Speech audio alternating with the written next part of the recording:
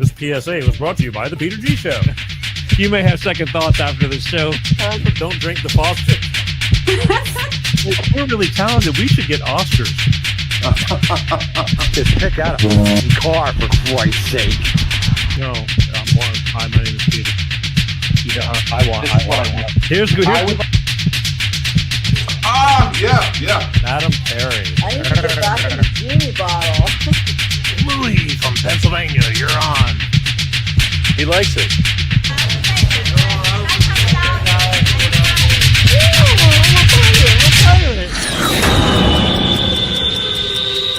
It's showtime.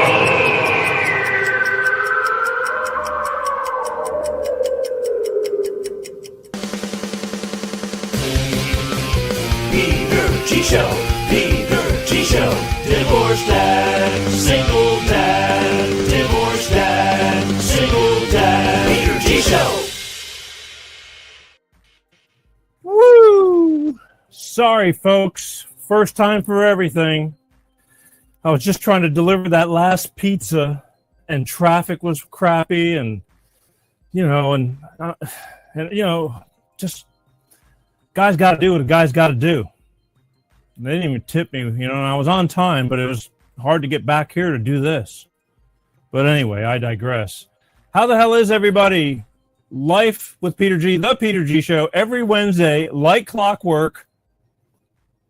We're here, but we're just a few minutes late tonight.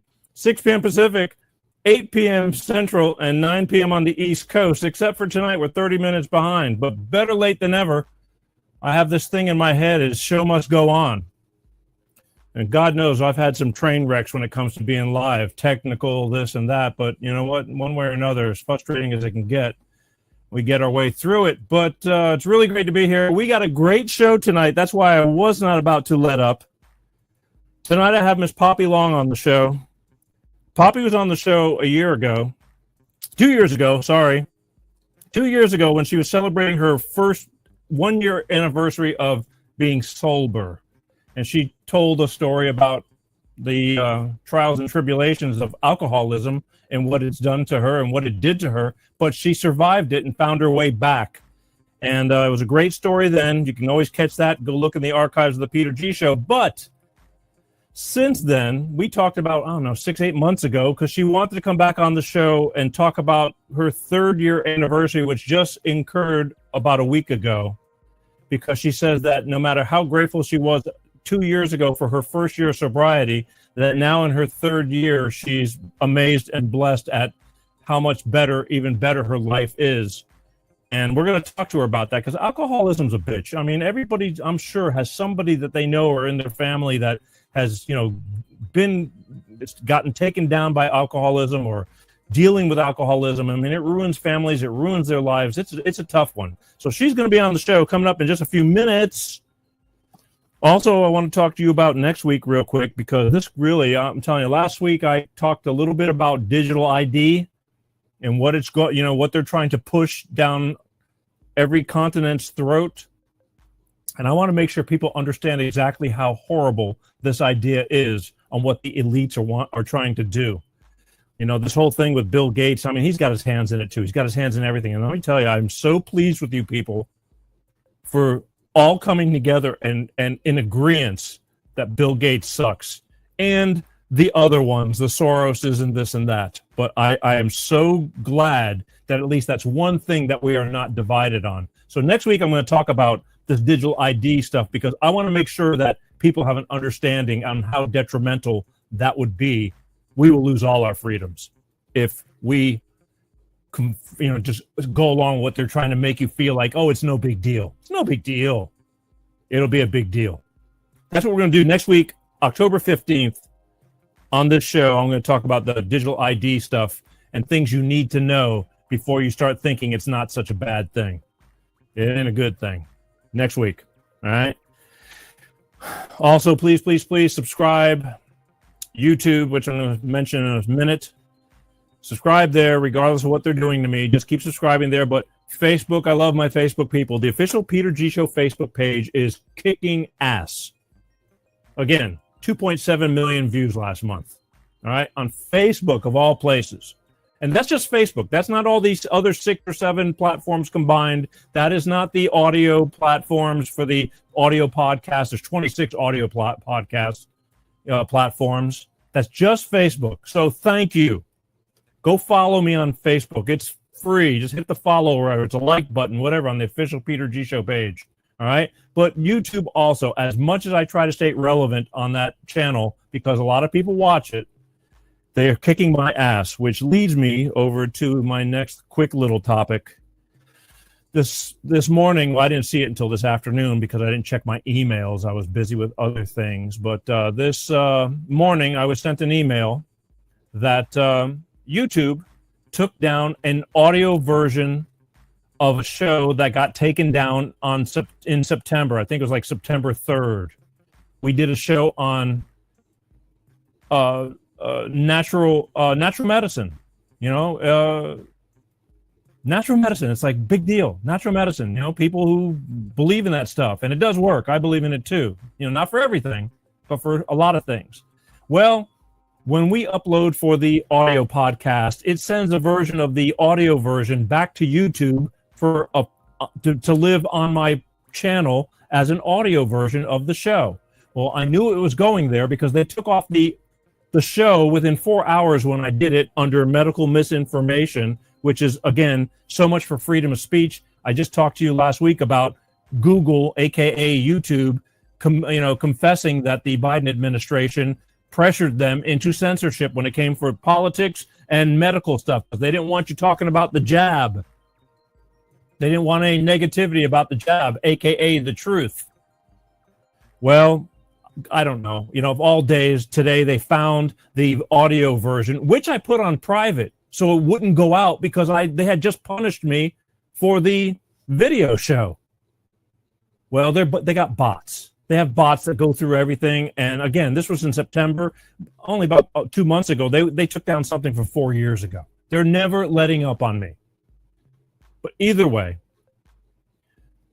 they took down the audio version that wasn't even out. It was set on private so it wouldn't go out. And I'm figuring, well, they're not going to get mad at me for that because I'm not giving it out to the public.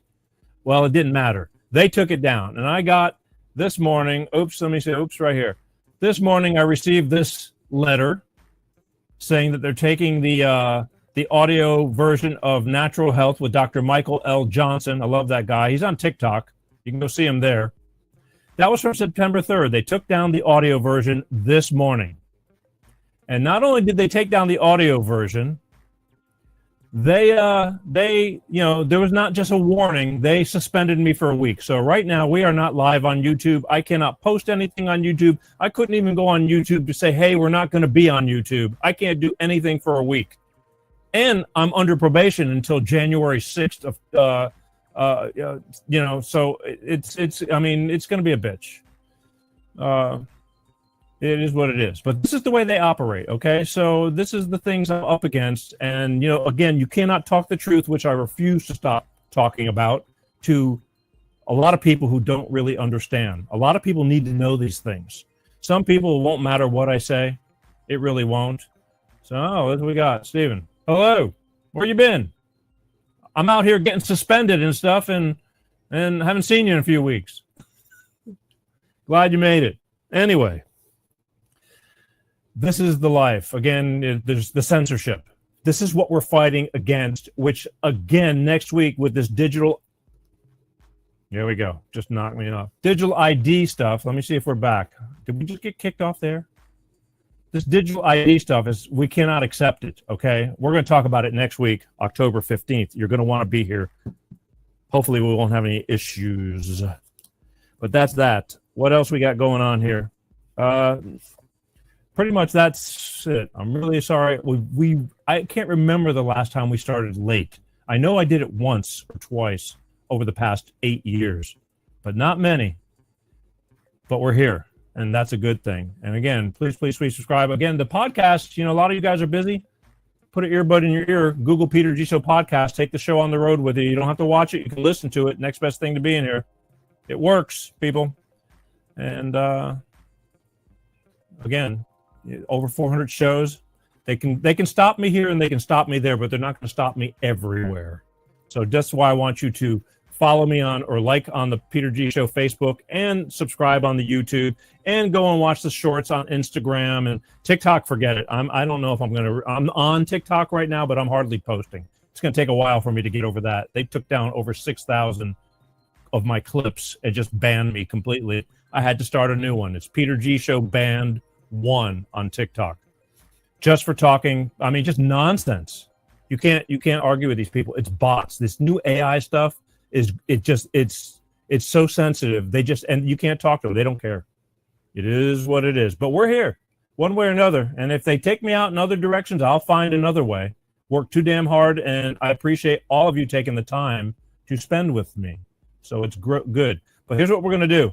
We're going to be back with Poppy in just a few minutes. I have to hear and want to hear from my good friends over at Clean Star Products with their money-saving fuel additive DX1 driver, because let's face it, folks, it makes sense to save money. Cars are expensive and gas is expensive.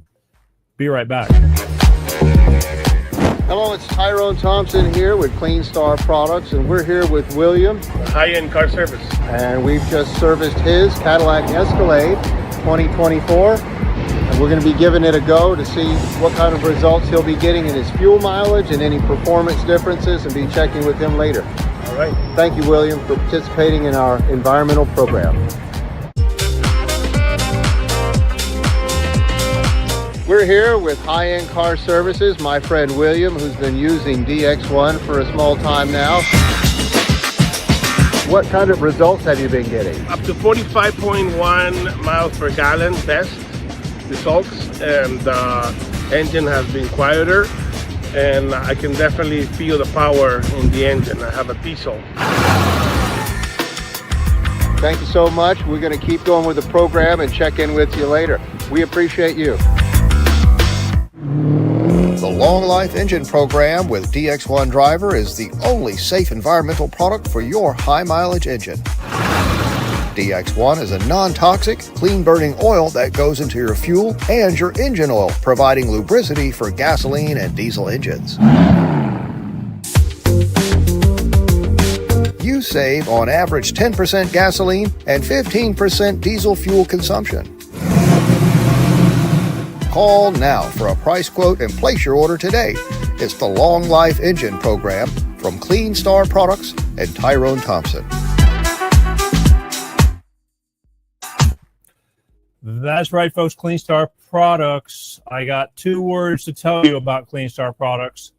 It works. And it makes a great peace sign, too.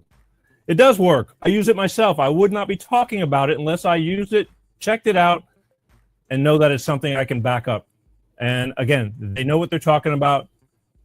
They have a product that works.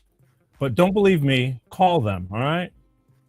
Go to their website, www.cleanstarproducts.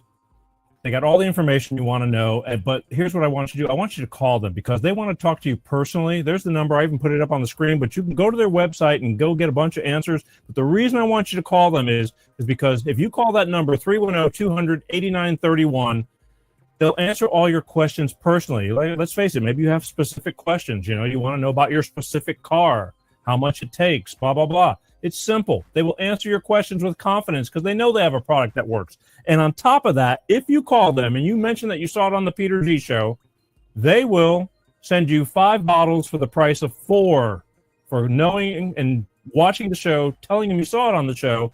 They'll send you 5 bottles for the price of 4. A deal's a deal. Again, it's really simple. It's like this little bitty bottle right here. This is for your average 4-door sedan, okay? Now, I drive a V8. And it takes a little bit more. It's a few more ounces, but it's simple. You put one of these in a clean oil change. One time, it lasts the whole oil change, okay?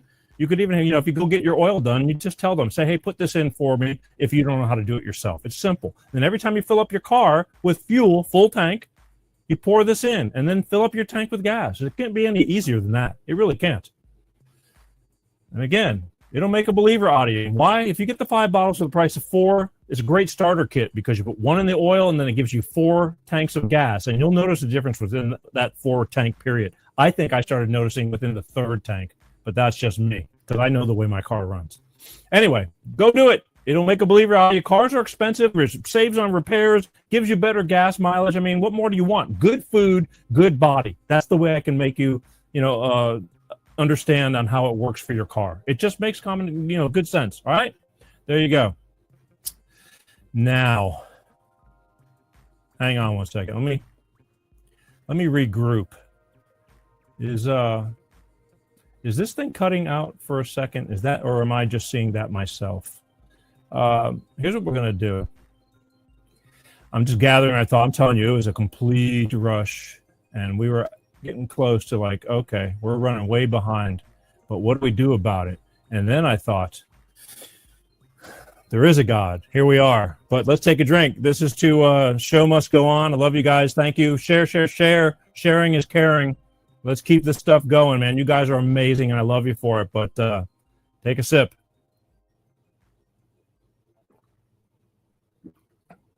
Oh, woo. Smooth. Ain't that right, butthead? Smooth.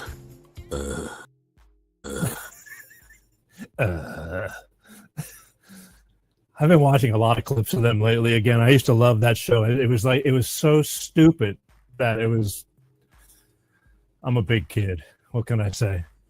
Speaking of big kid. Hi, my name is Peter. All right. I told you we're going to bring Poppy Long on, and we're going to talk about her journey here with alcoholism and all that. And I'm keeping my promise as always. So, Poppy, if you're ready, we're getting ready to just bring you on. You good? Shake your head for me. Shake your booty. Shake your booty. Oh, shake. Sorry.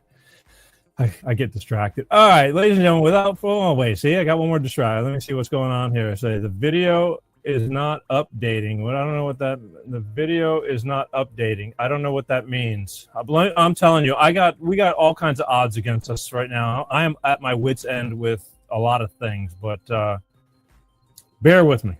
I don't know what that means. Video is not updating. Is it stuttering on you? Keep going. Show must go on. Right? So I'm told. All right, ladies and gentlemen, without further ado, she was on 2 years ago and back with a even better story about her giving up alcohol and her journey of survival and how much better she's doing. Ladies and gentlemen, right here on the Peter G Show.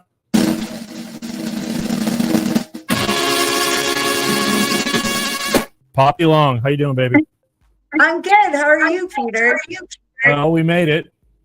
Oh my gosh, this has been a technical nightmare. Yes, it is. But wouldn't be my first rodeo, but it's always, I'm telling you, I think I'm still having some issues, but at least your end is good. There she goes. I'm echoing a little bit, but I mean, I'm echoing a lot. But I'm going to try to turn down my volume. Oh, it's going to kick her off. Okay, let's see what happens. Let's cross our fingers. Okay, you there with me? I'm there, Peter. Okay, the echo going away? Nope, I'm echoing. All right, let's see how far we can get. Oh Okay. boy, this is going to be challenging. Because every time I say something, then it goes back. We'll try. All right, please try. All right, so you were on the show a couple of years ago on your first year of being sober, which you told a pretty damning story about how bad off you were, right? Right. See, I'm getting comments right here. It's like your big brother is watching. Listen, I wouldn't doubt that because... Hey, bro. I love you. There's your big brother. That's my big bro. All right. I thought he was referring to me having issues because I've been pissing off a lot of people, not intentionally, but technology has all kinds of ways of getting infiltrated. Okay, so you told your story about you surviving alcohol and all that. Why don't you give everybody a real quick, like, what the hell happened to you over the years and how you found the light, and then we'll get into the future, okay? If you can. Yeah, because it's echoing pretty hard here. So I'm going to try to do the best I can. I'm probably going to have to go slower with my words because they're following me. It's okay. Okay. This has been crazy trying to do this show with you, Peter. I know. But here we are. Yeah. And I said that twice. So tell everybody about your past. I mean, how long you were drinking for, and all the above. So I was drinking probably about 30 years. A couple of those decades, a fifth of vodka a night. I would go and try to check myself, and then I don't have a problem if I can quit for a couple of weeks, and then I'd go back, and that went on for I was a functioning alcoholic. I functioned, and until you don't. And so I gave it up. Well, all the stuff in the middle of that's probably going to take your whole show and then some. But a lot of people saw my 1 year, and they know of my journey. I've saved a lot of lives, or so I've been told. I still get messages to this day saying, you changed me, you inspired me to quit drinking. And every time I, see something like that or hear this, I get all emotional still, knowing that I had that type of impact on people. And, I know you want me to go through the whole backstory, but we'll be here the entire show doing that. So I think a lot of people that are watching this, they saw my first year. I get it, but I'm concerned about the new people that haven't seen you. That's why we're going back a little bit. I don't want to go the whole. I just want you the extent of, like, when you say that you were an alcoholic. How bad of an alcoholic? I mean, you were to the point. I remember you told me you were hospitalized several times. Correct? Things like that. Yeah. So when I made the decision, or should I say the universe made it for me, it was basically life and death. I had locked myself in the house for 3 months, went to my happy place, Laguna Beach, and got home. And, I stopped, I didn't drive anywhere. I ordered all my food and alcohol, and this went on the entire summer, until, one morning I couldn't get up. My body just wouldn't get up. It gave out. I went to the first rehab for 5 days out in Scottsdale. It was almost like a institution more than it was a treatment center. And it really made me feel bad about myself. I didn't like that place at all. So I'm not saying that was the reason I went back to drinking. It's because, I have a problem, right? And so I get home and I drink right away. And within 2 or 3 weeks, I was almost dead. My vitals, my organs shut down, everything. They couldn't even get me to the treatment center, my girlfriend, because I was in the waiting room of the treatment center, the second one. And I had a seizure, which I've never had a seizure in my life, an alcohol seizure. And they came and picked me up and took me to the hospital, where I stayed for a few days. And then they dropped me back off to the treatment center, where I stayed for a week. Then after all of that, I get home for the second time. And after almost dying, it was that brutal.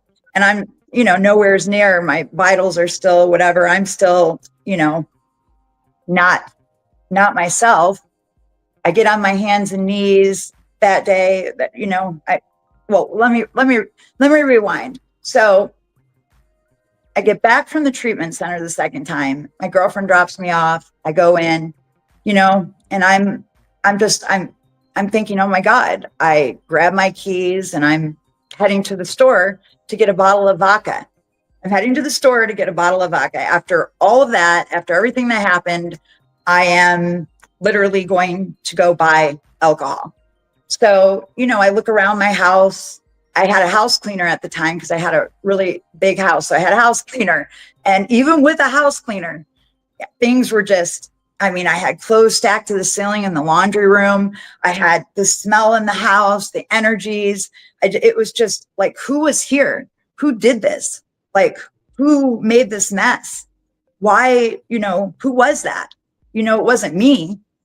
And, I fell to my knees in the kitchen and I said, oh, please take this from me. Please, take this from me. I don't want to die.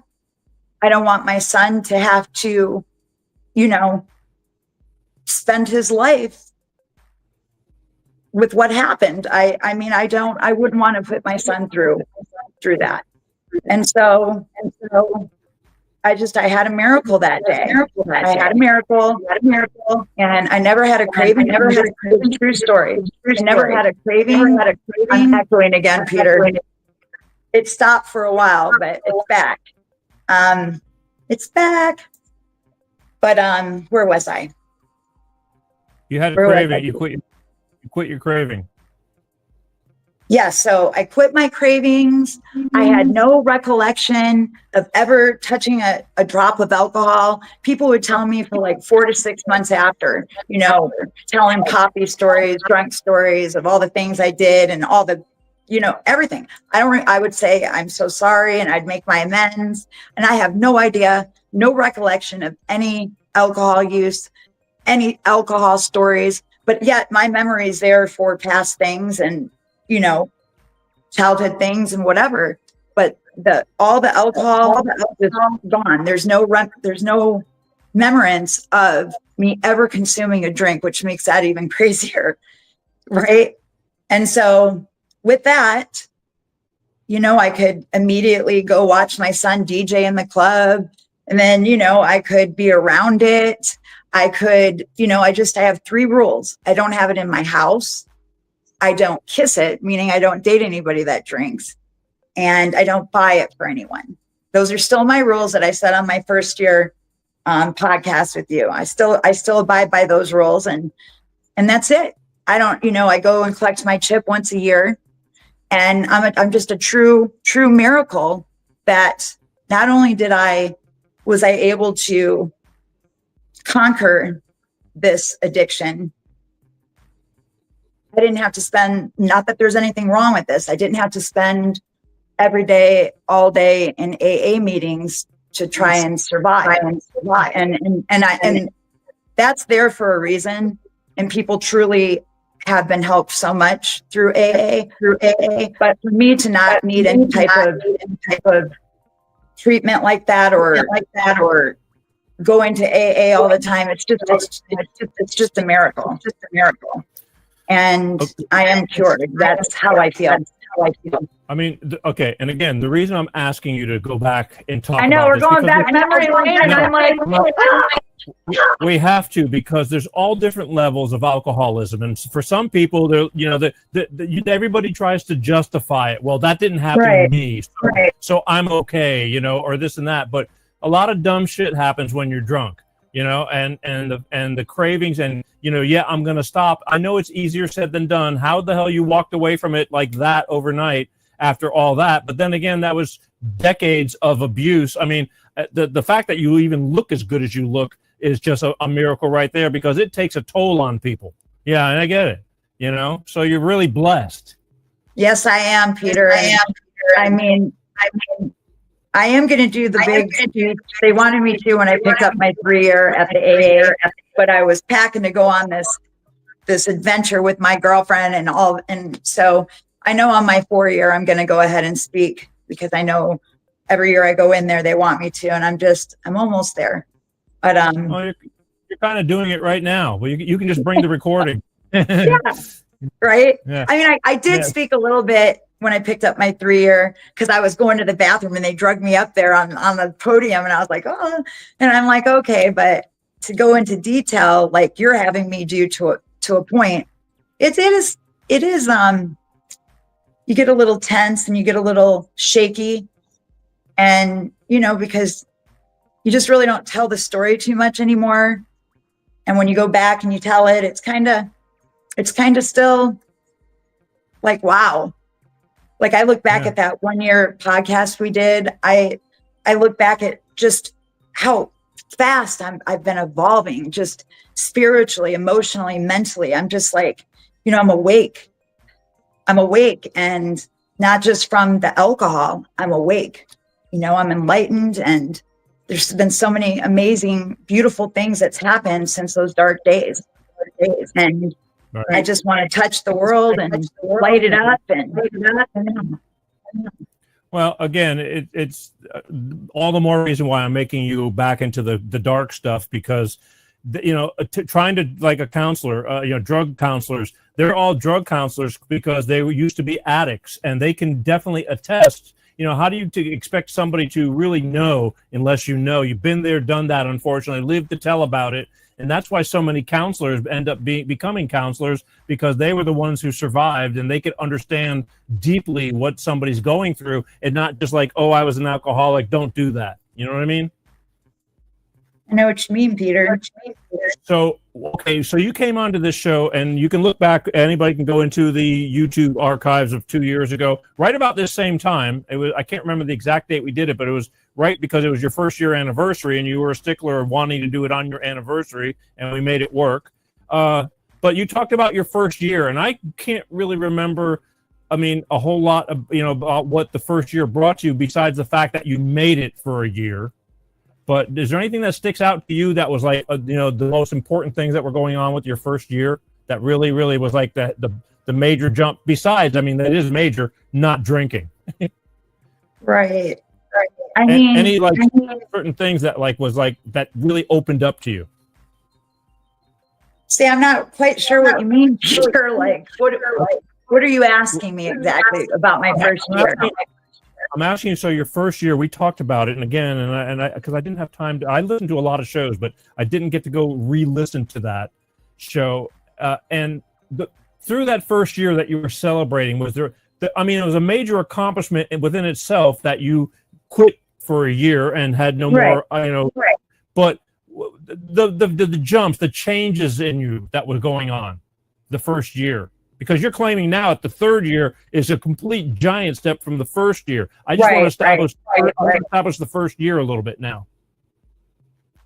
I know probably I'm making you think. In the first year, well, they say not to whoever they are, they say, AA or they or whatever, to wait 1 year before you date so you can get the clarity and you can get the, but really, in all reality, now that I'm 3 years sober, looking back, I think everybody should wait 2 years before they go out dating anyone, they get serious with anyone, they try to build an emotional bond with anyone other than their, immediate people. The clarity and the emotions and the feelings and the just all of it, it goes on levels like, okay, for example, I would go to my old house, and I go to the water over there all the time because there's water there and it's hot. And I go over there and I'm like, when I lived there, when I was drinking, I would go to the same place, and sit at this bench down the end of my street and, overlook the park from what I remember. Right. And then once I got sober in that first year, and this happened all the time with different things, not just this particular story, but there was multiple things that were like this. And so the same spot that I had always went, that, I just saw the park for years. I'm drunk. I'm sitting at the end of my street, and then the first year I go there and I'm sitting, and I'm like, oh my God, there's a whole freaking lake right here. I'm like, how did I miss that? I've been coming down here for years. How did I not see the lake? And then there's a whole thing, and it's like a magical little wonderland over there. And I'm like, I missed that? This whole time? How is that even possible?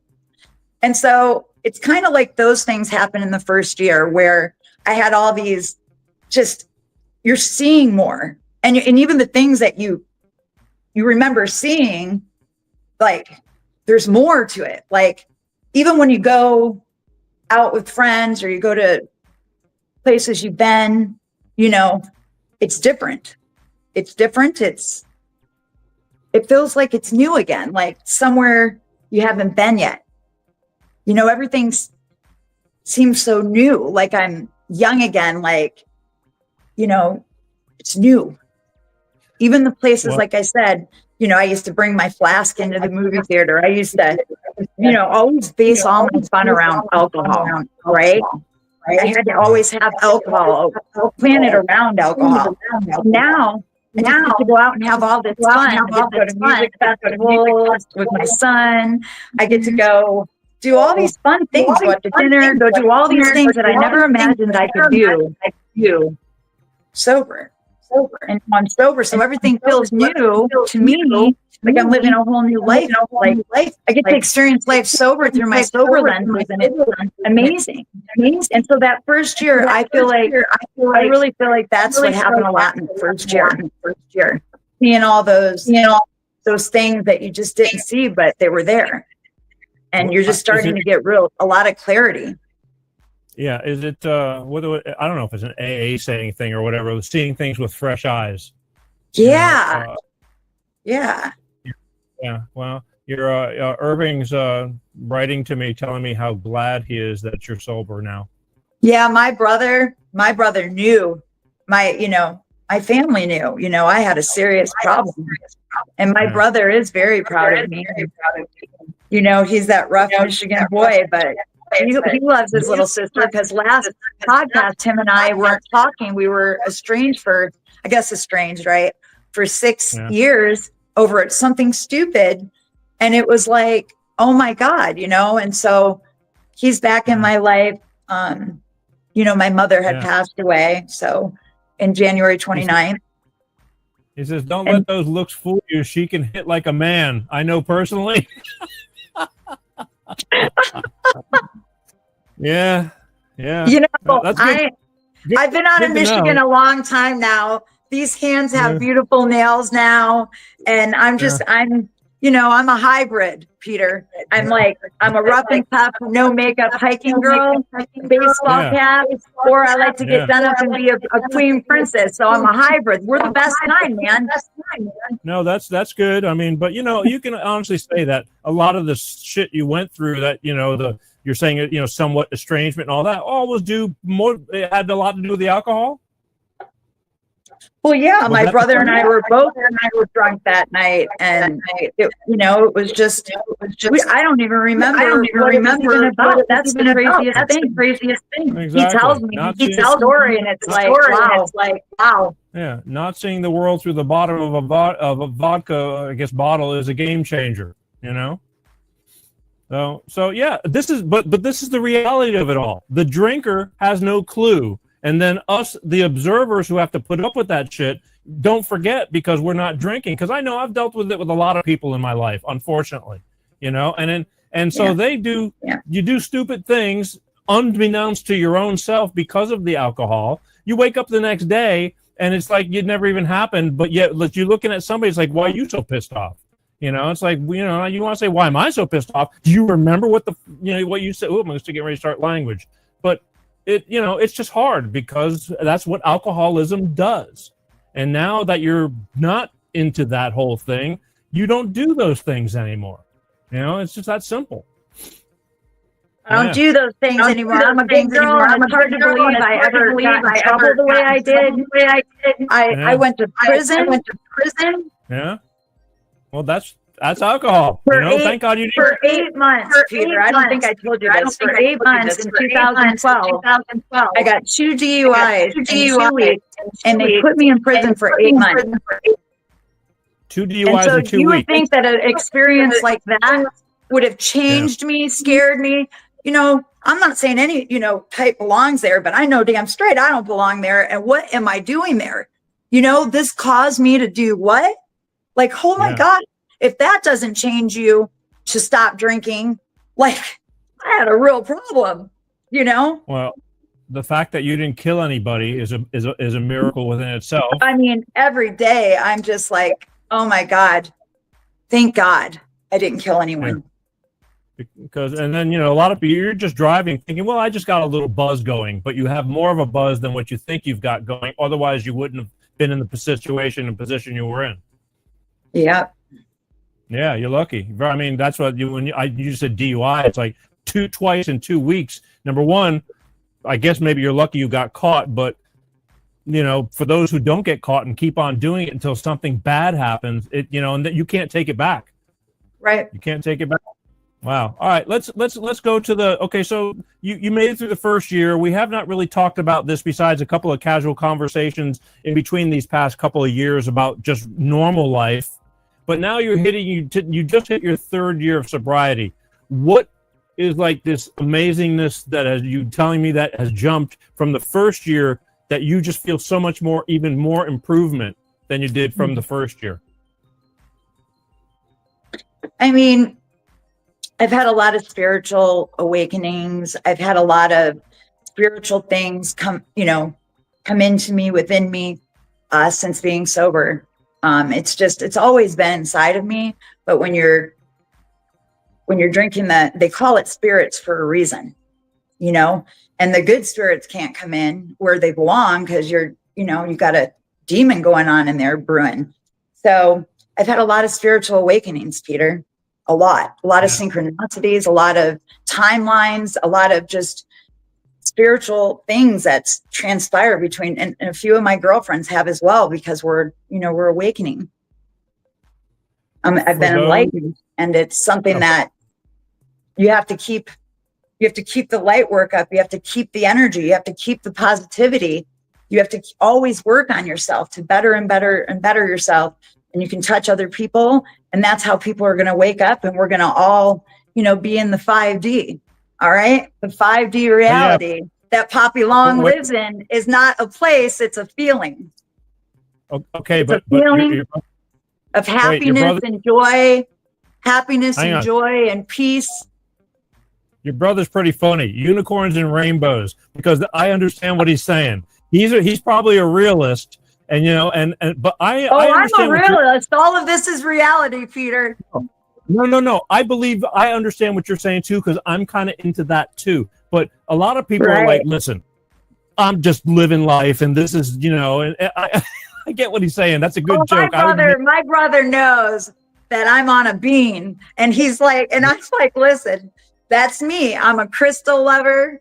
I'm a sound bowl, I'm manifester. I'm a grand manifester of life. If you think it and you really want it, and as if you already have it, you have to think about it as if you already have it. Your thoughts become reality.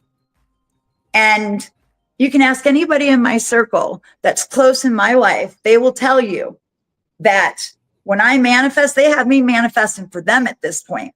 Okay.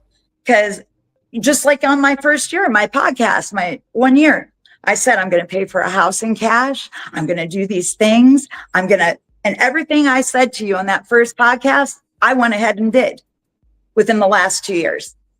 You manifest, you pray, you just do the best you can. You be kind to people, right?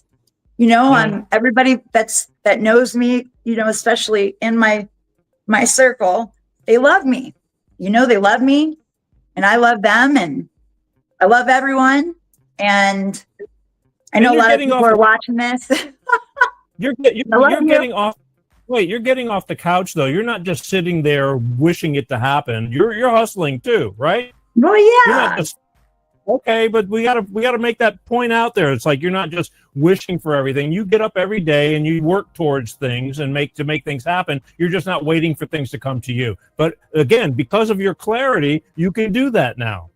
Yes, and there's things that I'm dabbling in. I recently became a personal loan lender with somebody that I've known in the past. We became business partners. I manifested an income. I need a strong income. Let me manifest that. And I did. And these things are all real.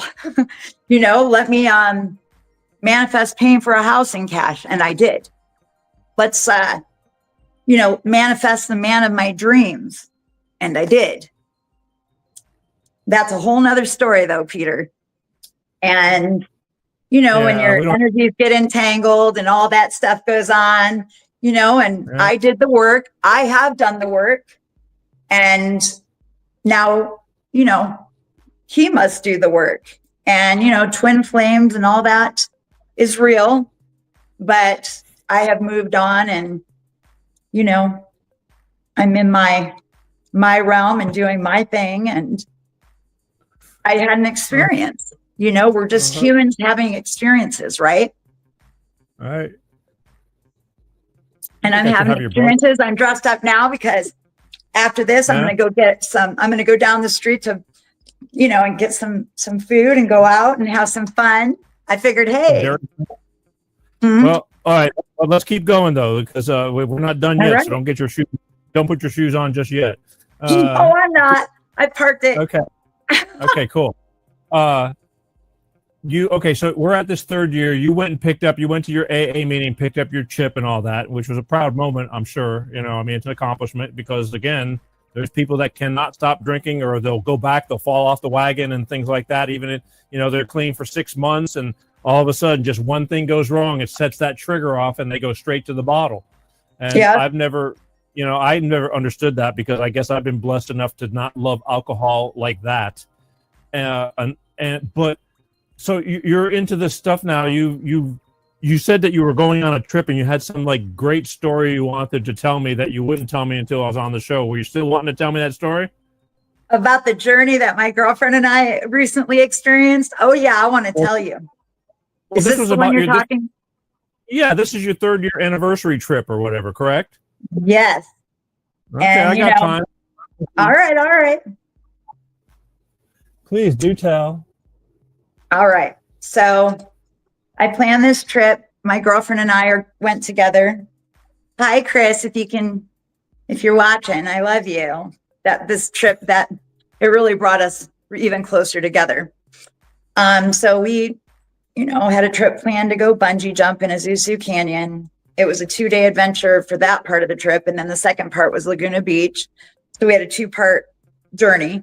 And before I left, I knew in the bottom of, I just knew that I was going to have an experience. Like I was going to have like what I needed to just push me into where I need to be. And I knew that something transformative was going to go down on this trip. I felt it in every part of my being that something was, going to change and transform me even further, because we're constantly transforming. We're constantly evolving. We're constantly changing. We're not going to, with me, I feel like I'm not the same person I was when I went to sleep last night. We went to this Azusa Canyon. So we're staying at a hotel 40 miles outside of that canyon. I didn't specifically tell everybody where it was, but they knew we were going bungee jumping. So we get there, we, make it in. There's a guided tour on the way in. So, it's Bungee America, this guided tour. I didn't have a camelback. I had just tennis shoes on. I didn't even have, hiking shoes on. I had just some water in a regular backpack, and guided tour. We don't need all this. I don't need a taser. I don't need anything, right? Just ourselves, some water, and we got a guided tour. So we get to the bungee, the bridge to nowhere, it's called, in Azusa Canyon. And Chris jumps first. And, I saw her, just beautiful jumper. She got 10s all the way around, but that first jump, just with her neck. And I have severe neck injuries. So yes, I was going to jump. I was behind her, but not after I saw that whole neck action. I'm like, you know what? I have spent so much money to fix my neck. I wasn't about to mess it up just to do that. So I gave her my jump, and so she did both jumps. Okay, so that's all done and whatever. It's about 3 hours till sunset. It took us 2 hours to get in because it's 5 miles in and 5 miles out. And so, we didn't follow a group or anything. There was no guided tour on the way back. People were still jumping. They were doing their thing. And like I said, 3 hours till sunset. So her and I just go back, start walking back, start hiking back. And, we get to this spot. I know Chris is watching right now. I bet she's like, so we get to this spot. It's like a, just kind of like a circle, and it has like 3 different ways you could go. And Uh-oh, I started echoing again, Peter. Uh-oh. Did you do something different? I haven't touched it. It's not me. It's just the world. I don't know what's going on. Yeah. So it was great telling the story because I wasn't echoing, and now I am. So I'm going to sound different. I'm going to ask you a question before you continue. I want to ask you a couple of questions because I like the story. But so your girlfriend jumped twice, right? Yeah. What? Yeah. So you said it jerked her neck around a whole lot. How come she did it the second time then? She just did. Okay. You asked, maybe she'll tell you the answer to that if she's watching. Well, the only way, which leads me, while you're telling your story, I'm looking at some things. People are watching on different versions of Facebook and things like that, and they're commenting. But if you want to comment where we can see it live, the only place you can comment to see, so I can see it live, is on the official Peter G Show Facebook page or the official YouTube page, which is not on tonight because they punished me. But there's a lot of comments on my other couple of Facebook pages. I'm sorry, I can't see the comments because I'm doing a show right now. but I just want to say, because again, you're saying if she comments, I hope if she does comment, I hope she's on the main page. And she did, and Chris doesn't have neck issues like I do. She did tell me her neck was sore after that. But she's fine now. But yeah. I'm not gonna hurt myself. Nobody's paying my doctor bill, so hey. We didn't even think about the neck thing when we went to do that. It was all 20-somethings there. There wasn't even 30-somethings. It was all. I'm echoing Peter, so if I sound weird, it's because I'm echoing so hard. You don't sound weird. Just try to stay focused. It's okay. We'll get through this. Maybe it'll go away again. The thing is, I never thought about the neck thing too, but you got to think about it. You're jumping, and then all of a sudden that cord just gets to the end of its rope, so to speak, and it's like that's a chiropractic pull right there. Listen.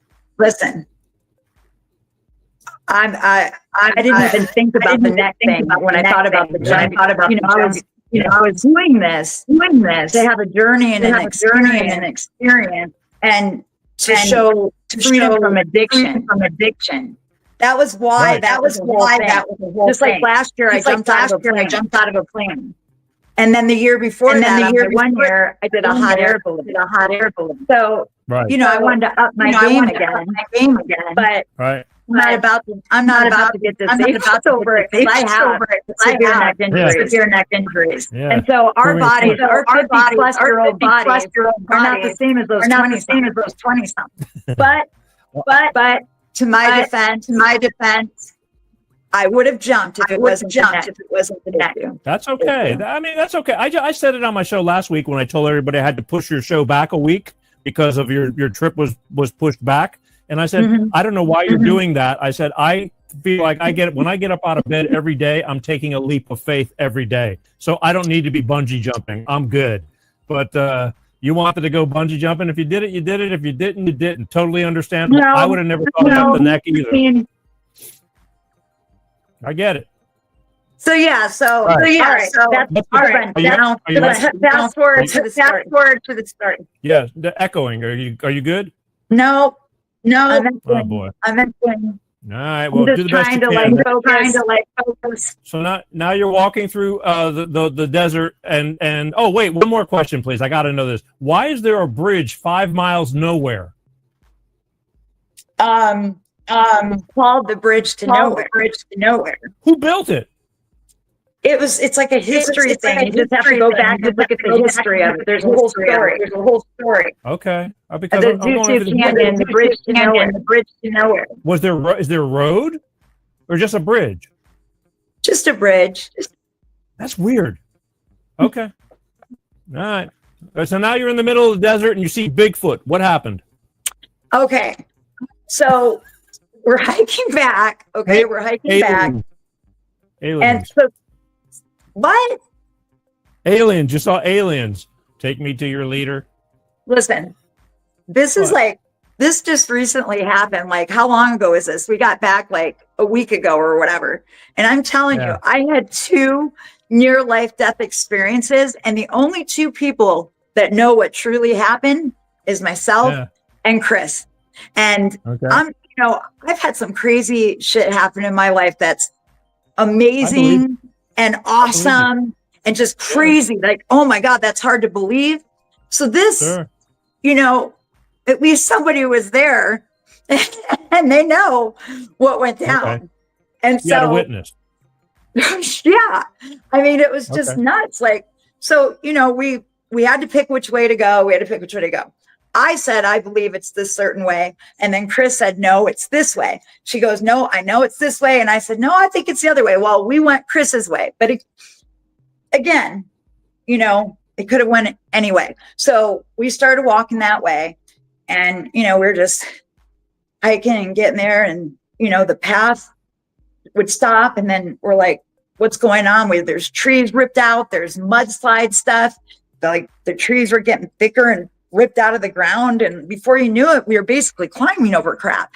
And I'm like, what? This isn't normal. Like it was a little weird going in, but not this. This is like ridiculous. We were in a river up to our freaking waist. I'm like, some of my shoes this is like so roughing it and we're not prepared. And so, we just keep getting further and further in. And so the first incident happened when I went down the side of the mountain, of the canyon. I thought, okay, well, let's see if I can get down here. Then we can see what's over there and maybe we can get out of here. Well, I get halfway down and the rock and the dirt and the stuff just starts disintegrating under my feet. It's not like the mountain behind my house. It makes my mountain behind my house look like a baby, whatever. And so that's hence all the mudslide stuff we've seen and all that. When it rains, that dusty mountain disintegrating rock just is underneath your feet. So I got halfway down the side of the mountain. I don't know if it was halfway. And I had realized, oh my God, I can't go down any further because I'm slipping. And I can't go up either because of the disintegration of the stuff. And I didn't realize how deep the side of the mountain was until I was actually stuck. I was stuck on the side of the mountain. My water bottle dropped and it was really bad, Peter. Chris said she saw the bottle drop like that and she was like, oh my God. And I could hear Chris, but I couldn't see her because I was that far down on the side of the mountain. And I was like, I don't know what to do. I'm stuck. And it was super scary because the stuff is crunching. It's disintegrating under my feet and I can't go down. If I tried to go down, I would have dropped and I would have either been severely disabled or, I would have been, my avatar would not have existed anymore.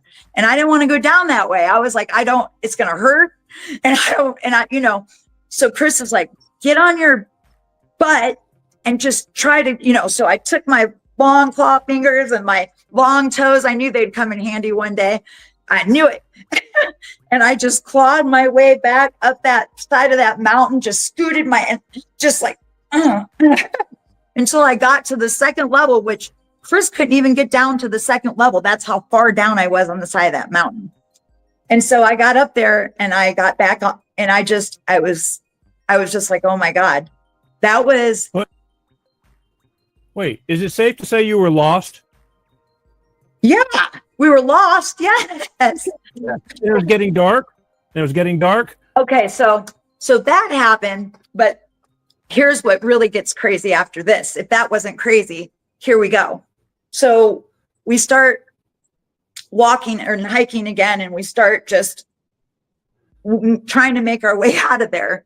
And I swear, every direction we turned, we were trying to visualize a path. Like, okay, this is the path. This is the path. My girlfriend would say, no, this is the path. So we're all like, this is the path. We're creating a path in our minds because we're screwed. And it was really intense. And I'm like, so we're miles in at that point. And Chris, we couldn't get up. We couldn't climb up because now at this point, we're in the base of the canyon where you see all the mudslides and the ripped out trees that you could see there was just a storm. Well, it starts thundering and it starts sprinkling and drizzling. And we're like, oh my God. And at this point, I don't know, we have maybe an hour and a half, 2 hours of light left and we're lost. Once it gets dark in that canyon, you can't move. We already fell. I fell 5 times, Peter, and I'm an avid hiker. I fell 5 times. It just, oh my God. And I mean, if I knew I was going to fall that many times and F up my neck, I would have just bungee jumped, you know? But, and Chris fell a bunch of times. That canyon just whipped us around. And it was, so once it got dark, we weren't going to be able to go anywhere. Right. So on one of the mudslides coming down, you know, I looked down in the mud and I swear to God, Peter, there was bear paw prints. And Chris knows I'm not exaggerating, bigger than just, and boom, boom, boom. And I said, Chris, I said, I don't want you to freak out, girl, but those are not people feet. And she looks down and she's got these gorgeous blue eyes, my girlfriend, and they were as big as the sky. And I was like, oh my God, she didn't say anything. And she was just like, and then we decided we're going to call 911 at that point. Because let's see, we don't have a taser. We don't have a camelback. We're almost out of water. There was a lot of streams, but I don't know if you can drink the water, but that would have been our only option. I mean, we had some nuts in our bag and some other stuff. And we couldn't get the service. There was no service, the 911, no service, both of our phones. Right. So we started heading back the other way. These kids, oh my God, I saw someone's head and I was like, oh my God, Chris, somebody's head. And they were like 13, 14 years old. Well, they were lost. And they said, they were on their way to the bridge to nowhere. And I said, no, it's not that way. That way you're going into the deep and it's really bad. And that way is, you know, where we came from the bridge to nowhere. So they said, oh, well, we came from there, from the parking lot. And I said, well, how far? And they said like 5 miles. So, okay. So Chris and I start hiking and walking that way. And we're just kind of like, we felt almost like we were in portals of some kind. Like for real, like we were in some type of portal and those kids disappeared and we're hightailing it back the other way. We're beat up. We're messed up. I'm soaked. My feet are soaked for hours on it. Just the pain and just all of it. Chris's knees were just killing her and my shoulders and neck are just, and so you let those kids walk away going the wrong direction. It was like they were just gone, Peter. And so we thought we were heading back the right way again. And so, okay, we're back to being calm again. We're not so, holy shit, what are we going to do? And here we are lost again. And we're like, you got to be freaking kidding me. We're lost again, Peter. And the kids are nowhere to be found. We're like, oh my God, we started praying. We did. We started praying. We're like, we thought everything was okay. And no, it wasn't. Well, you know, when you don't come prepared, you know, there's bears in there now. There's all this stuff. And it's like, oh my God. So here we're manifesting, we're praying. We're like, oh God, get us a guide and a spiritual guide. Please, universe, God, get us out of here. Oh my God, I'm going to pay it forward in so many ways. If I haven't, I'm gonna, like, I just, come on. And the whole time, you know, and it gets really sketchy again. So to the point where I'm like, are we going to survive tonight? Chris is thinking the same thing. Like, what do? You can't move. It's dark. You can't climb over this shit or anything. So here comes this around the corner. I swear to God, these 2 guys that had this huge tent, backpack, like wilderness, whatever. He comes around the corner and he goes, what, you know, girls doing way out here? Like, or, you know, there's a storm coming. My friend just died. And we're just like, oh my God, you know. And the other guy's like, well, I'm out of here. So he left. And this guy, his name was Chris, which is my girlfriend's name. He, you know, he's like, we have to go. It was like a sense of urgency to him. And this is a mountain man. Like, he doesn't live in the canyon, but he has a tattooed on his calf. Also, he has a home and he has a job, but he goes out there for months on end. He said he's seen that canyon take many, many lives, including his friend. And I'm just like, so her knees are killing her. We're trying. And I said, well, how far? And he says, oh, we're another 5 miles out.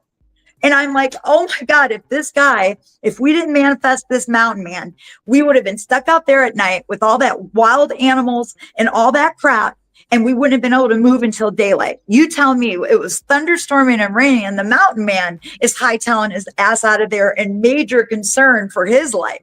So tell me that Chris and I, even though he was there, we still felt like we weren't safe yet. He didn't. He didn't. It was so intense. You told him you're lost. You told him you're lost, right?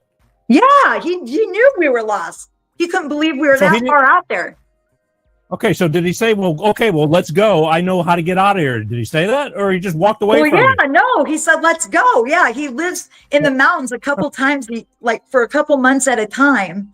But he said there's a major storm coming, and he packed all his stuff up, and he's like, we have to go. And it was like such a sense of urgency that we were like, oh my God, maybe we're not safe yet. And that went on for 5 miles.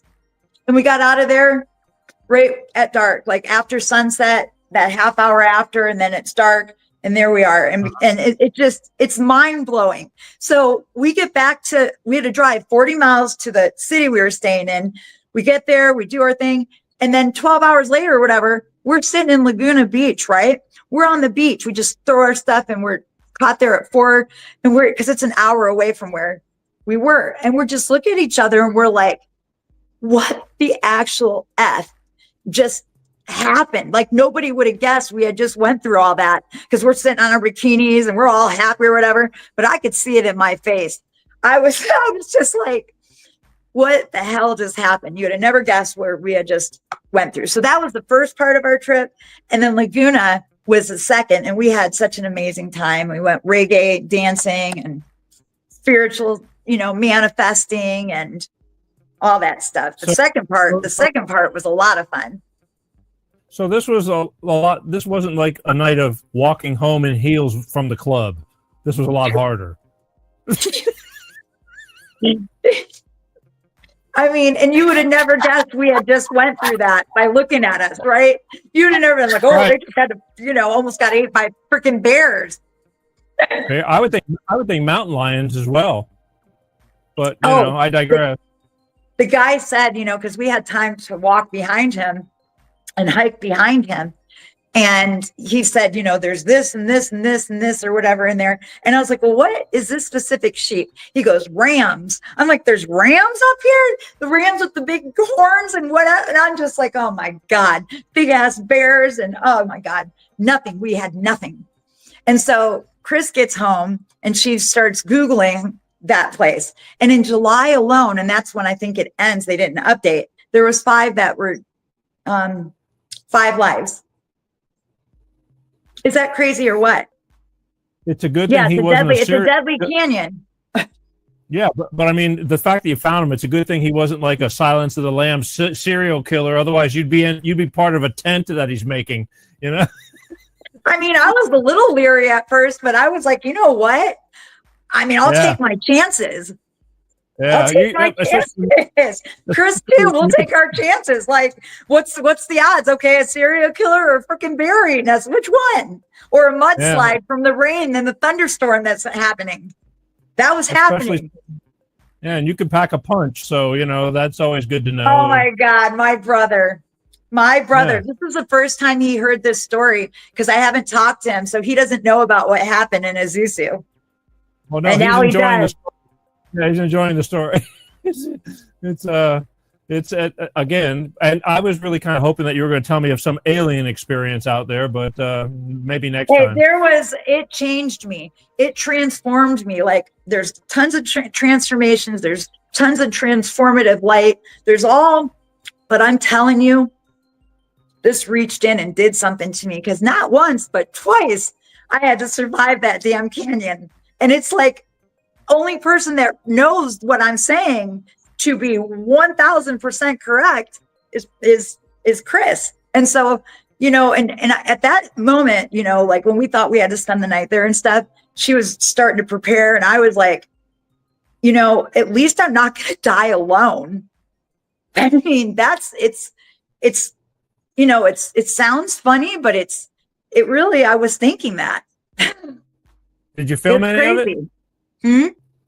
Did you film any of it? No, I was just telling Chris we didn't get any footage of anything, but the mudslides, the freaking bear paws, and none of it. Yeah. And I'm like, or the mountain man that came out of the where we're manifesting, nothing. Because when you're in that situation, Peter, when you're like, oh my God, you're like, this is how I go. This is how we go. Because, you know, we spend the night here, these big ass bears, you know, I'm, you know, so this is how we go. Yeah, When you're, this is footage of my friend Chris getting mauled by a bear. yeah, And you're not you know, thinking about videoing or taking pictures. Oh, look at these big bear paws. Let's take some pictures. We're freaking out calling 911 right. with no reception. So yeah, I don't understand how there were some young kids going deeper into the canyons or whatever when it's getting dark. I don't get it. well, when Chris, you know, Chris had said too, well, that's a little tiny crap town, the Azusa. I don't mean crap town, but it's a very little just town. Right. And there's probably not a Yeah. lot of stuff for those kids to do because we didn't even stay in that town. We stayed 40 miles out. And Right. so that's probably how they get their fun, their kicks, right? I don't know. Because there's no Okay. reason for them to, but as Chris told me, we probably saved their lives because we turned them around. Did they go? They listened to you? Well, yeah, they were, but then they were gone and we were gone. I told you we were in portals. So there's your alien experience. I do believe, Peter, that we were in portals. Oh, because my watch, okay, I've had this. It's never, batteries have never had to be replaced, whatever. So while we're in the canyon, my watch stops. I'm like, Chris, my watch stopped. And then it started when we were laying on the beach in Laguna. All right. My time stopped when I was in that canyon. And I felt something very, very powerful. And, you know, even though inside we were like, oh my God, this sucks. Like, this really sucks.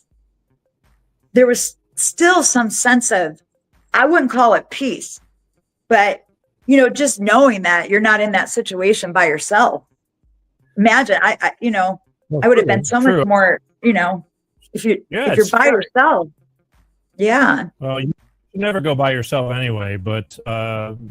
I mean, actually, I was going to go by myself, and then I told Chris what I was doing, and she's like, "I want to go," and I was like, "All right, let's go," because I do these things by myself. Peter, I travel cross country at 46. I was traveling all these states and staying in these places, and I just did this by myself. Like I travel by myself a lot. I do all that. And so I was going to do that by myself. Your brother brings up a point. He says, you know, with time standing still and everything, maybe there was an abduction. You don't know. You know, who knows? I mean, that's not, I don't believe in coincidences in life. There's synchronicities everywhere. If you're awake and you're enlightened, you can see the synchronicities and everything. Like it's just amazing. And, you know, we create our reality, Peter. We do. It's a feeling. It's a state of mind. It's, you know, we all get pissy or pissed off or sometimes, you know, whatever, but it's to walk around in peace and love and joy and happiness and just try to be, you know, love and light. It really does change everything. It really does. So, okay, but I mean, I'm just saying, he was bringing up a point. So there's no memory or recollection of any kind of abduction on a spaceship. No, you know, no anal probes or anything like that. You know, things you don't want to remember that could have possibly happened, you know, because you're out in the woods and these Bigfoot, nothing, you know, picked you up and carried you back to the car, nothing like that. Well, I can tell you this, Peter. I'm super, super stoked to be talking to you right now. I'm super, super stoked to even be here right now. And that's real life. Like yes, I'm here for a reason. I have a mission and there's no doubt because I have more than 9 lives, Peter. So let's go. How many do you think you used up already? Woo. Ooh. All of them plus and a few other cats. I got you. Okay, so you're on your 3rd year now. You've made it. I mean, I it's safe to say that you're pretty much there's not a hinkling that you'll ever go rebound or anything like that. You're way past that mark. I mean, things that could set you off, that used to set you off, will never do that again. So can we say that, or is it always a possibility? I can tell you, there was a lot of, tragedy and sadness I had in the last year. My girlfriend died on Thanksgiving, Krista. I loved her. She was my soul sister, and she passed away. Her avatar, her spirit's all around. And my mother passed away on January 29th. And so those are hard things to go through. And, what you see typically when somebody gets triggered, it's usually like a death or something that really impacts them. And I've had a lot of things that's really impacted me over the last 3 years, not just specifically what I said, but just in general. I've had a lot of shit go down. I just don't talk about it on social media or whatever. I've had a lot of amazing things happen. So amazing. You like to share those things on social media because you like to be positive. You like to be happy. You want to share happy, positive things, right? I don't like to go on there and share all the other life stuff but I know, because those things were all like triggering, and very much so. And here I am, and no cravings or nothing. So yeah. Wow. I'm all right. Mm-hmm. So let's put it this way. Now, being that you're this way and you feel like you have something to give, you say you're enlightening people and this and that, for the sake of the show and for the sake of the people who are listening right now and for the sake of the people who will be listening for years to come from this show, because this show actually will do even better as it grows, being alive on the internet and things like that, because it will go to YouTube next week when they take me off suspension, and and it'll live on, and it's on a bunch of different platforms. But what would you say to people who are going through this kind of stuff, who think that they don't have a problem, but they really have a problem? You know what I mean? Well, denial, whatever. How to get out of that funk. So that's the thing. And that's a really hard question. That's a really hard thing to answer. I think when you're in denial and you're going through addiction, for me personally, I can only speak for myself and what I've been through. I know it took me almost dying, living or dying, for me to make that decision. No one can do that for you. Not even my son. No one. It was me and the universe, God, and the blessings and the love and you have to reach in deep. You have to, and I'm not saying that if someone passes away from this, which there's tons of people all the time that die from alcoholism. For me specifically, you can't expect someone else to help you get out of this, because it's never going to happen. This disease is so gripping and so just nasty that the only person that can save you is you. No one can do that for you. And for me, it took me almost dying to do that. And I know my son, 1000%, if you can't do it within yourself, do it for someone that you love. Because I wouldn't want my son to spend the rest of his life knowing that his mom died that way. I got my badass sticker back, okay? I intend on keeping it. Uh-huh. All right. I mean, it is hard, and people don't think when you're in that moment. I mean, I talk to people about depression and all kinds of things like that. When you're in those moments, obviously you're not thinking clearly, or you wouldn't be doing what you're doing. But you got to have a reason to stop and a reason to keep, staying clean. Yeah. And that's a tough. My reason was my son. My reason, if I couldn't do it for myself, for all the emotional luggage that I carried, that I now got rid of all my generational curses. Yeah. I broke the chains, and, it's gone. It's, I had to reach in for my son, because I couldn't do it for myself. I look at that woman and I saw videos of myself, and it's like I'm looking, it's so creepy and weird to like look at yourself on video, just wasted, overweight, bloated out, just like, who is that person? Like that can't be me. it doesn't look like me. It doesn't walk like me. It doesn't act like me. It doesn't have my same face. I don't understand who that person is. And I mean, wow, right, Peter? Wow. I think about that, and I did delete all those videos. Once in a blue moon, something will pop up, because I've healed from it. I've learned from it. I've survived it. And I want to, anybody that gets a hold of me through whatever, I'm always there. They know that if somebody needs my help, I'm never gonna, I'm not a sponsor or into AA or anything, but I'm always there if somebody needs me, because everybody needs someone. Everybody needs someone to know that they're not alone, right? That they're not alone. It's true, and that's why we're talking this, to try to reach many. But at the same time, I mean, they gotta. Again, I refer back to this woman that when I used to work with David Page from Toto for some stuff. This woman was part of the accounting firm that he used to go through, and she says God helps those who help themselves, and I never forgot that. I don't know why. Because I get a lot of comments, especially these past weeks, over Bill Gates and how evil he is, and these people are commenting and they're going, God's going to take care of this. It's like, God's going to take care of things, but you can't just sit back and wait for it to happen. You got to get up off your ass and do things, or good luck to you. So I never forgot that saying. God takes care of those who take care of themselves. I mean, you could support all you want. You're not there 24/7 when somebody's sneaking the alcohol when you're not looking, because they get devious like that. And the denial, And sometimes, Peter, it takes a near-death experience to just have that. I mean, for me, it was life or death, really, truly. And I know if I ever go back to drinking, which will never happen, but I would be dead probably within a week. And that's real.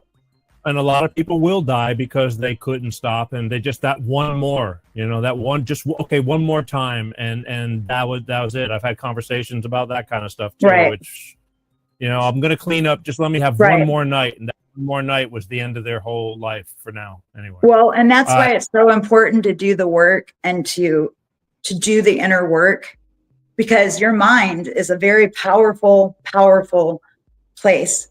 And, I always wondered how, if you're 3-5 years sober, how could you possibly go off the wagon? How could you do that? Because I know how I feel. And that's because they haven't done the work. Yeah, they got sober, but there's other things for them to work on, so that their mind isn't saying, hey, you've been sober 5 years, you can go have that beer. Hello, right? They have to do the work. They have to do the inner work so that never happens, because that's real too. And the longer you're sober, and I'm telling you, I wouldn't last a week, Peter. But the work, let's clarify this, because I had to learn this myself. When you're saying you have to do the work within yourself, a lot of people don't know where to start. Like, what do you mean by doing the work within myself? That's the problem. It's like the confusion of, what does that mean?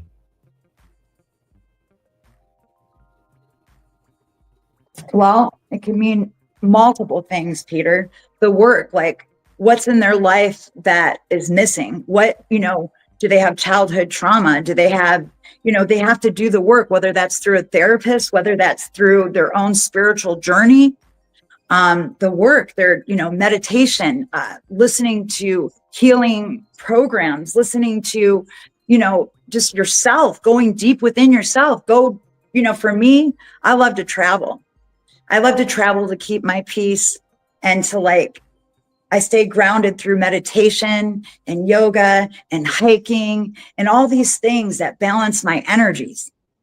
Because you have to balance your energies. If any of that's off and your energies get entangled, and you're just, you're so much more prone to going back to addictions if you don't keep a balanced energy. A balanced energy of your mind, your body, your soul. You got to feed your soul, and also with what you eat, the low carb, low sugar for me. And, I eat healthy, and the things that give me peace, that keep you happy, your soul, and that's how I believe, people won't go back to addiction if they keep their spirit healthy. Okay. I mean, I get it. Again, it's just that a lot of people, I just believe that they don't know where to start when you say, because a lot of people use that term, you need to do the work from within. And it's Right. like, what does that mean? And I have a I mean, lot of what is friends. it in your life? What problems are in your life? There's no one answer for one person. Whatever it is they're going through in their life or things that are causing them issues, they have to do the work. Like for me, it was childhood trauma. It was fear of abandonment. It was, I broke the generational curse of the alcohol. I broke that curse, but I still had generational ties. Like I had ties on me. I had bonds on me still. And I did the work, the inner work to, whether that's however you get it done. Like for me, I had a relationship that was something that I don't know. I can't say most people would never experience because I'm not, I know for me, it's never happened. And it was spiritual. And, I know what I needed to work on. And so I did the work. Like, how do I break these chains? Like, how do I break this fear of abandonment? How do I resolve whatever it is in my life that's happening? Do the work. How do you better that? How do you fix it? How do you heal? Like, you have to want to learn. You have to want to feel. You have to want to create that, which is the manifesting I do daily. You have to practice something. You have to, like, I'm going to start learning the piano because that's what I want to do. I'm going to, my girlfriend's got me beat on the Italian, but we're going to go to Italy and I got to get that going. I'm going to publish a book called Noah's Tree. It's all poetry because I'm a poet. I love to write. And whatever, that you do to keep the peace and to heal what's going on in your life, your sanctuary is very important too. But there's so many, I don't have one specific answer. It depends on what they're going through in their life, right? I get it. And what they believe in, as long as you believe in something. And if that's church, then you better get your butt to church and you better start praying and you better start doing the work. The inner work. Only reason I'm asking this question is because I've had a lot of people in the past and also in my present that think that coming home and, by 4:00 it's time to start drinking until you go to bed and then start all over again. And thinking they got it all under control. I've already lost a bunch of friends like that, both, not associating anymore because it's too out of control or they're no longer on this planet in this, range anymore. And then I have the ones that are still alive that think everything's okay. It's all under control, but is it really? I say, what is that pull that keeps pulling them in for that? I know it's probably deep down shit going on, but the inner work, that's a phrase that has been told to me that, I had a hard time figuring out, not that there's anything wrong, but just to make things better. So it's all good. Look, we're running out of time. I told you we were going to, thank God we got on, but we're now, blowing it out of the water. What does Poppy see herself now for the next few years? I mean, where does peaking out begin to where, hey, this is great enough? Oh, it's never going to be great enough, Peter. We all are evolving. We are constantly evolving, constantly changing. This is just a chapter of my life, of where I live now and whatever. I want to open up a retreat possibly with my girlfriend. So when you walk in, you leave enlightened, you leave peaceful. I want to change people's lives. I want to publish this book. The world's our oyster. I want to travel. I want to do so much. And I believe everybody should have these manifestations and make it into reality. I do it every day. And I'm living proof of it. It's not just talking about it. I'm living proof of it. Of everybody in my life that knows me on a personal level, they know that all my manifestations come true. So it's a real thing. And all you have to do is just believe. Just believe, Peter. Peter Pan. If you start a retreat, can we wear like white robes and shit and like walk around real slow? And I know it's going to be. I bet you it's going to be super stylish because I love that. Oh, gosh, I'm a hybrid. I am bouge. I'm totally bouge, but I'm also the other girl. So it's going to be a mixture of everything. And my girlfriend Chris, and I were talking about that on our journey. And you know, we're manifesting grand money so that we can do this retreat. And so you heard it on this third year, maybe at 5 years, that's going to be a thing. Well, John Simmons Jr. says, believe. So I believe. Just believe, baby. Your brother's killing me. He's got some good stuff going on here. I just was letting you guys can discuss that amongst yourselves, but it's all leave him alone. No, it's all good. Like I said, I'm just reading his comments, and I'm not putting all of them on, but he's been avidly paying attention. All right, listen, I want to thank you again for coming on and sharing your experience, both the good and the bad, because it's so necessary for people to understand that the grass isn't just greener. You know, it still has to be cut, no matter what kind of grass it is. And you know, a lot of people don't want to talk about this stuff, and so sharing it, I guess we'll only know down the road, you know, on what good it will do to somebody. I mean, if it helps one person, as I always say, you know, a job done, and you are never alone, and that's why we talk about this stuff. So that's basically it. I mean, you want to tell anybody where you hang out at? I mean, on your internet, on your social networks, or is that like not a big deal right now? No, you know, I just post when I post, Peter. I don't even, you know, I have a health, wealth, love, and happiness site that they can go to. It's a group that I created a while back ago. Well, my friend and I created a while back ago, and that's alive and happening still. I know Dave Jacobs always posts on there from the positive side. So if you're watching, Dave, thank you. Okay. And Rick, I love you, bro. Thanks for the comments. Either way, like I said. And Trace, I love you, buddy. And I can't wait for the Seven Lions concert on October 18th. We're going to have so much fun, man. Get to dance like I'm 18 again. Just take video this time, all right? Make sure you take video. I always take lots of videos. Everybody knows that. Except when you're lost in the woods. You don't take videos when you're in. No, man, because you're in distress, man. You're not thinking of that. That's the one time you're not thinking, oh, let's get a shot of that. You're like, we got to get the F out of here. Yeah, no. Yeah. All right. Well, either way, good. I'm glad you came on, and we finally made this work overcoming. Well, we overcame a bunch of obstacles, from putting the show back a week to having technical issues to starting late because of that. But we made it, and it will live on in infamy. And again, thank you. I love you for Peter. Thank you for having me. Let's just hope. It's been kind of weird cutting in and out, and I don't know what it's going to transfer onto the when the final show comes out. But the thing is, it's all here. So cross your fingers, and I love you, and just wave goodbye to everybody, and thank you. Who knows? We'll check in with you a few more years. I love you. Love and light always. Love and light always, you guys. Right there, the lovely Poppy Long with her experience of jumping, what do you call it? Jumping the shark and living to tell about it. So I appreciate it. All right, there you go. Your final goodbye. Let's just hang out for a while, and I'll talk to you when we're finished. All right. Okay. Here we go. All right. Bye. All right. So interesting.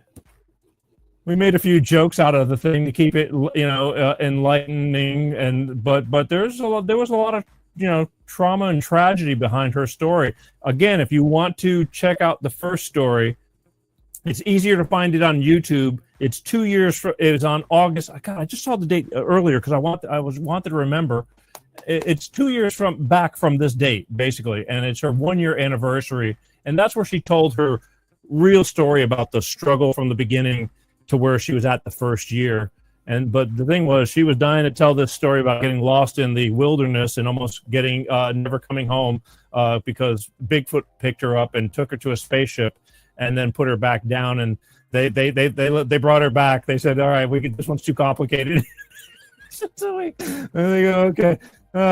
She packs a good punch. October 11th, very good. Thank you. And I want to thank her younger brother for the comments, because I'm sure he knows the story. But October 11th, you remember the date of the show, or is that her?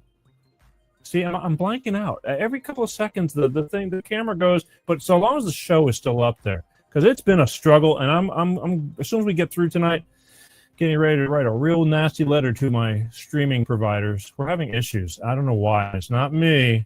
Anyway, all right. I want to thank everybody for tuning in. Don't forget next week. Next week is going to be important because next week I'm talking about this digital ID stuff, on how important it is that you know more about it, because they're going to make it sound like it's something really good for you, just like they did with the jab, and it's really not good for you. And this will be the beginning of basically, modern day slavery.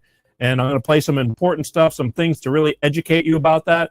So just make sure that you tune in next week, October 15th. We'll be talking about the digital ID on the pros and cons, and there really isn't any pros about it. So you're going to want to tune in and watch that next week. Don't forget, please, please, please share, share, share. That's really important. We're doing great on the official Facebook Peter G Show page.